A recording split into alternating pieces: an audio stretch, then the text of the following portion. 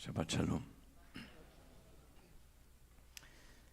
Every week I tell myself, maybe this week won't be so terrible.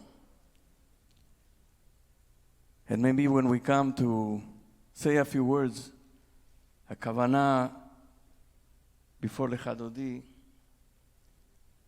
it won't have to be grim. Maybe this week. But it's been so difficult, week after week after week, of terrible news.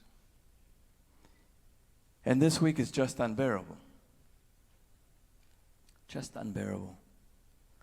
Just to hear about the fate of these boys, the Bivas boys and their mother, to think about their father, to think about Oded Lifshitz, 80-something years old, murdered. It's just unbearable. And what is it going to be? Revenge upon revenge, and where does it end? And to hear or to see the absolutely disgusting Nazi salute from people who are close to the President of the United States, it's unimaginable. First Elon Musk and now Steve Bannon. In full display, unimaginable in the United States of America. The normalization of the concept of ethnic cleansing. Can you understand what we're living through? It's just unbearable. And where do we find hope? I don't know. I know that the parasha this week, Parashat Mishpatim, tells us about vulnerable people. And it says,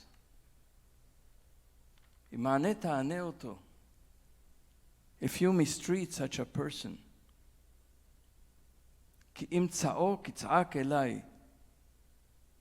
and if they cry out to me, Shamoa eshma tza'akato, I will hear their cry. And what's interesting about this verse is that every verb here is doubled. Imaneta aneoto, if you actually do mistreat this person, Im tza'ok itz'ak elai.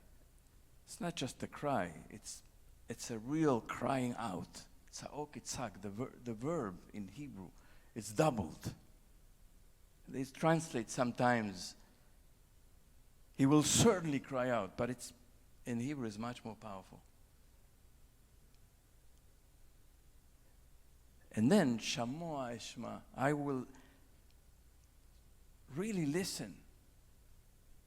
And a few verses down, it says, Vehaya kitz'ak elai veshamati.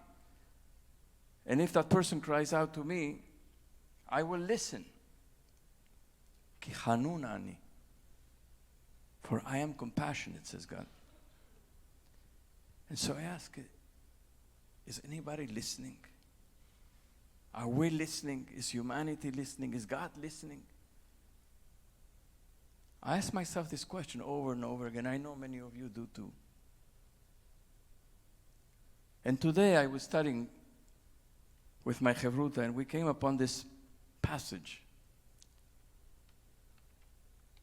in the tractate Chagiga in the Talmud. Listen to this. Rav Shmuel Bar Inya said in the name of Rav, the Holy One has a place where he cries. And the name of that place is Mistarim, is a secret place. How is it possible the Holy One cries? Didn't Rav Papa say there is no sadness before the Holy One? As it is stated, honor and majesty are before God, strength and gladness are in God's place. Certainly, God doesn't cry. The Talmud responds, there is no contradiction.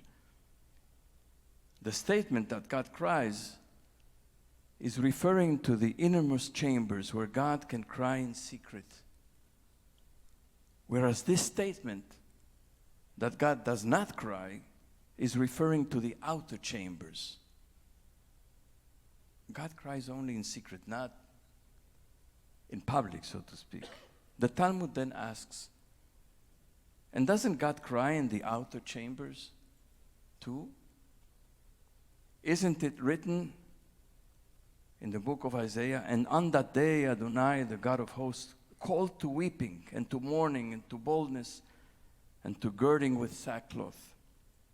The Talmud responds,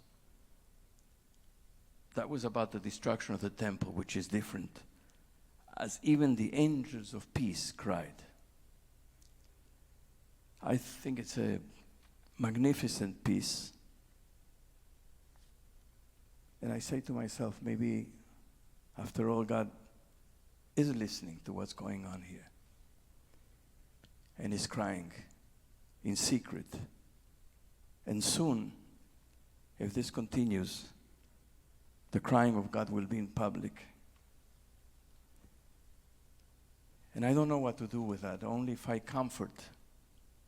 find comfort in the expression of the Talmud of empathy of God with what's going on here. So God, I believe, listens and cries. And the question is, does humanity listen?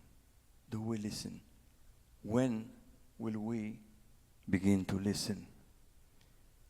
We'll sing the words of Lechadodi, Hitoreri, Hitoreri, wake up. Wake up.